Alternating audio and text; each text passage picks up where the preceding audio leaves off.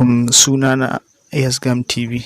Assalamu alaikum, sunana Yasir Sani. Ku kasance da gidan Yasgam TV. A yau za mu yi tutorial akan yadda za ka yi magana a WhatsApp da kowane yare. Za ka yi rubutu a maidoma ko ba ka jin yaran, akwai yadda za ka yi rubutu a maidoma. To wace hanya ce wannan? Da Allah duk wanda bai mana subscribe ba ya mana subscribe. Yanzu za mu nuna muku yadda za ku mana subscribe a YouTube channel ɗinmu. Kaga inda ake yin subscribe dai na. Wannan gun inda aka sa subscribe, in ka gama ga inda ake danna liking ga gun share.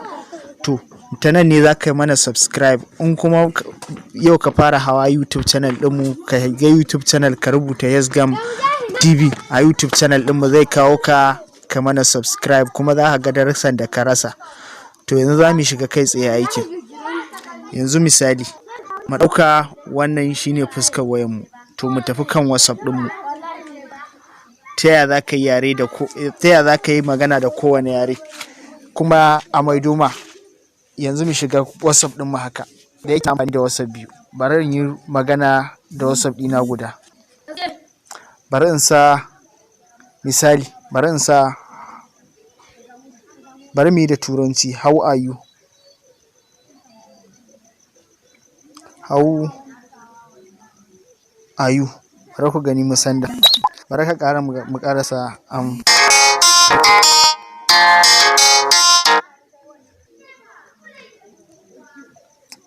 to kun ga rubutun mu ya zo ko? To kuma kan WhatsApp ɗina guda. Kaga nan da ya zo muna how are you. To bari ku gani ta yaya za ka maida shi. In baka iya turanci ba, an turo ma da turanci, ta yaya za ka maida shi da Hausa? To hanyar guda ɗaya wadda za ka fara yi, kawai kan rubutun za ka fara danniya. In ya nuna ma wannan alamar kan rubutun ya danu, ga wasu ɗigugguna nan guda uku, wannan ɗigugguna. To da ka danna su, ba sharin ba, da ka danna su haka, wannan ɗiguggunan guda uku, wa'annan da ka danna su, yawa ya nuno ma translating copy. Kawai ka danna kan kwafi ɗin nan.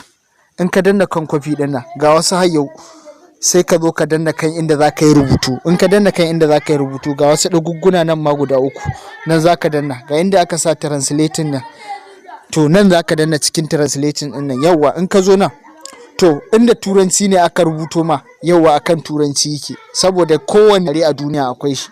Ka gan shi nan Hausa, ko baka jin Hausa ko Larabci, mutum kana magana da shi yana da jin Larabci, kai baka ji, za ka iya magana da shi, ko Faransai ko dai yaran da dai aka ma magana akan WhatsApp za ka iya maida.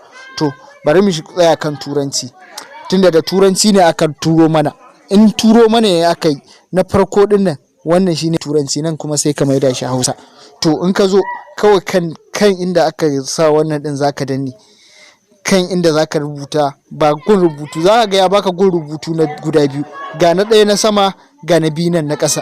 To kan na biyun za ka danne. In ka danne kan na biyun, zai nuno ma, in ka danne zai nuno ma posting.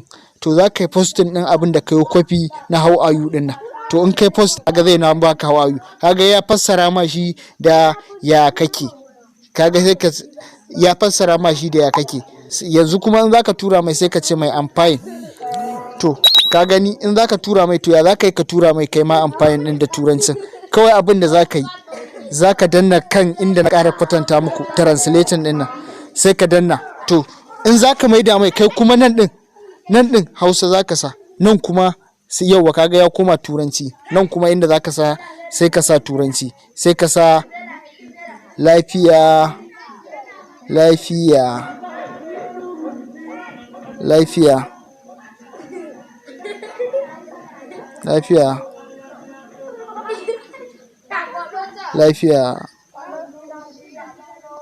lau,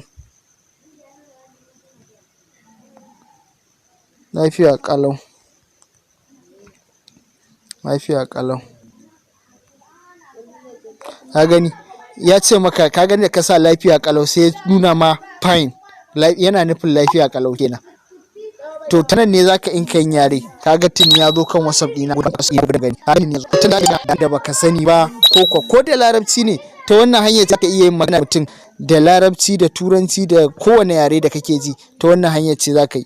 Ko da Larabci ne za ka wa mutum, kawai da ka zo gun ɗigugunan nan guda uku, sai ka danne translating. in ka danne translating nan sai ka maida shi larabci arab, nan sai ka maida shi hausa. To ya in zan rubuta da larabci sai ka sa ya gari, ka gani, bari ku gani in tura. Kun ga na tura ko?